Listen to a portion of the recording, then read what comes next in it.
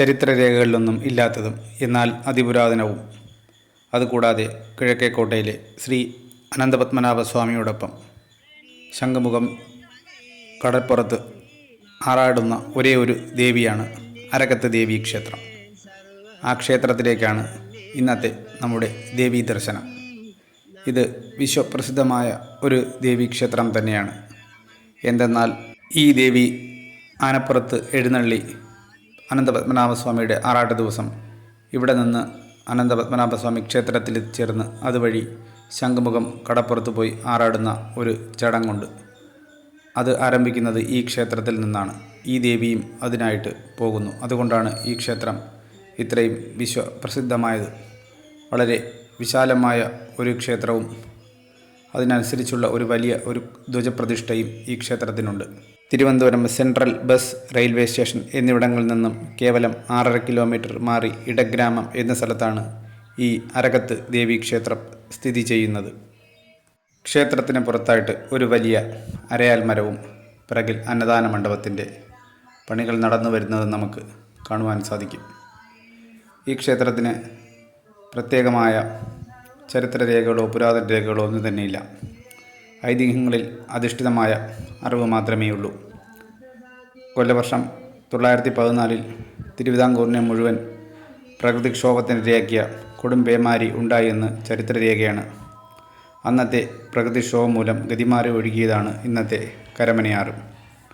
അക്കാലത്ത് ഋഷിതുല്യനായ വിശ്വമംഗലത്തു സ്വാമികൾ പ്രപഞ്ചനായകൻ്റെ നിയോഗം നെഞ്ചിലേറ്റി ഒരു ജലയാനത്തിൽ ഒഴുകി വരവേ ഇടഗ്രാമത്തിലെത്തി നിന്നു.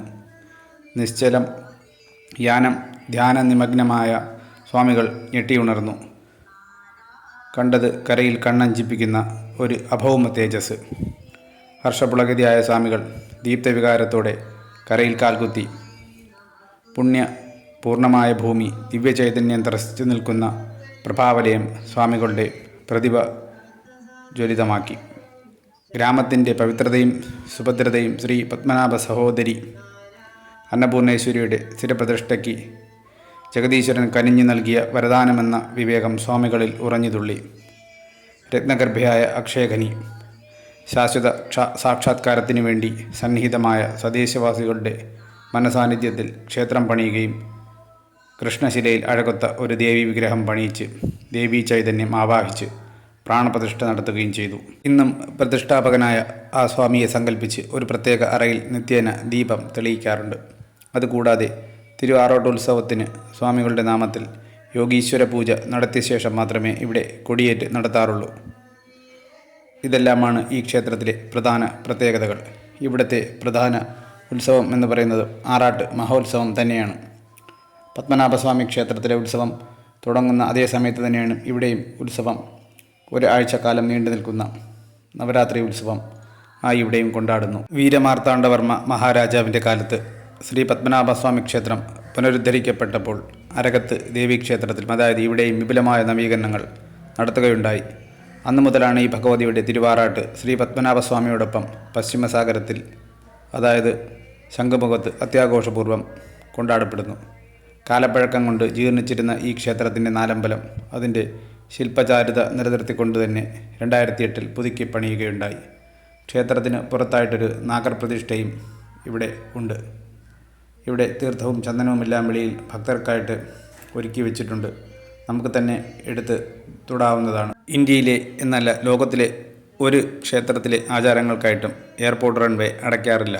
എന്നാൽ ശ്രീ അനന്തപത്മനാഭസ്വാമിയുടെ ആറാട്ട് ഘോഷയാത്രയ്ക്കായിട്ട് എയർപോർട്ട് തുറന്നു കൊടുക്കുകയും അത് കഴിയുന്നതുവരേക്കും എയർപോർട്ടിലെ റൺവേ വിമാനങ്ങളൊന്നും വരാതെ അടച്ചിടുകയും ചെയ്യുന്നു.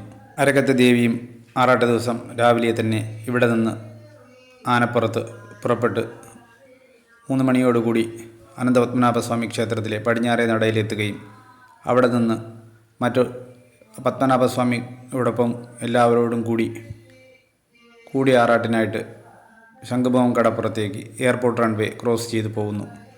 അത് അത്യപൂർവമായ വർഷത്തിലൊരിക്കൽ മാത്രം കാണാവുന്ന ഒരു കാഴ്ചയാണ്. ക്ഷേത്രത്തിലെ വിവിധ വഴിപാട് വിവരങ്ങൾ ഇവിടെ നൽകിയിട്ടുണ്ട്. അതുകൂടാതെ അന്നദാനവും ഇവിടെ നടന്നു വരുന്നു.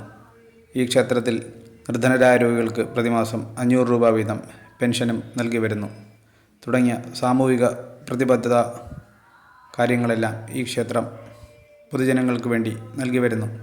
ക്ഷേത്രത്തിൽ പുതിയ ഒരു ധ്വജപ്രതിഷ്ഠ, അതായത് കൊടിമരത്തിൻ്റെ പ്രതിഷ്ഠയും 2014 ചെയ്യുകയുണ്ടായി.